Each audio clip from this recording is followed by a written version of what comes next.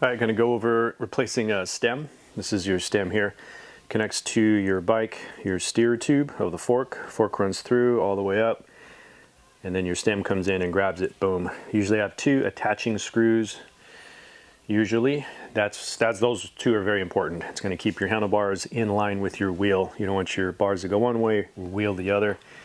And then you have your top cap screw, if you have this style, so which is actually dictating what type of headset you're calling it. So we have, what do we have? A threadless headset and then a threaded headset, which basically goes back to what your fork is dictating. Let me grab something over here. Like this fork here, you have the whole fork and then the steer tube, that's what's coming up, and then your stem is grabbing probably the last inch or 2 inches or so, boom, right there. And then you have your bearings, your frame, which is your headset, and then another set of bearings that allows this to rotate. Top cap, this guy here, when you go to tighten this, you're only going by feel. You're going very lightly, very gently. You're not over torquing this, because what this is doing is screw comes in, grabs the fork.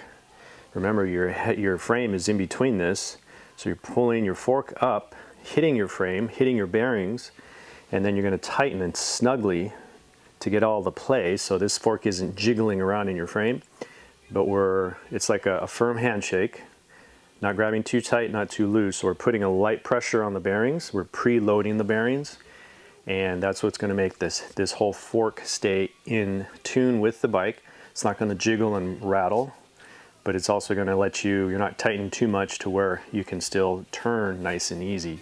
So just keep that in mind. That gets confusing for sometimes. So when doing this, whether if you're replacing your stem, it's probably because either you're uncomfortable, somebody made a suggestion that maybe you didn't look correct on your bike, you're a little too scrunched up.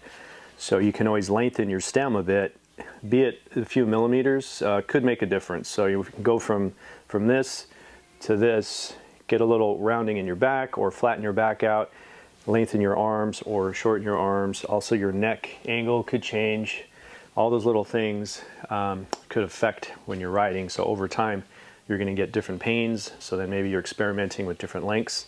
Could also change the angle, which is going to seat you up a little higher or a little lower, be it just minute adjustments, 5 degree, 4 degree, and so on. You can also play with that height a little bit with your spacers, which are these guys here.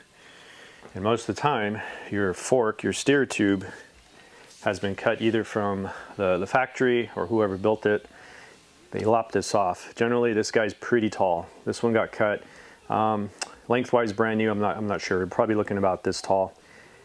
And then this one got cut down. Same with this one here. So if we're lining this one up, this is our crown. Going to touch the base of our head tube, approximately there. So this guy's coming in, almost close to the stem.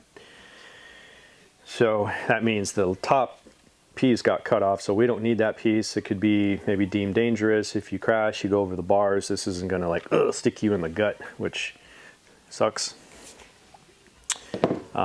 But if you leave it long enough, you can play with your height of your stem with spacers here. So I can take a spacer out, lower your stem, put that spacer on top, putting it in a different place, allowing the stem to come down, allowing you to go out and test ride it and see if you like that position. Is it helping you out?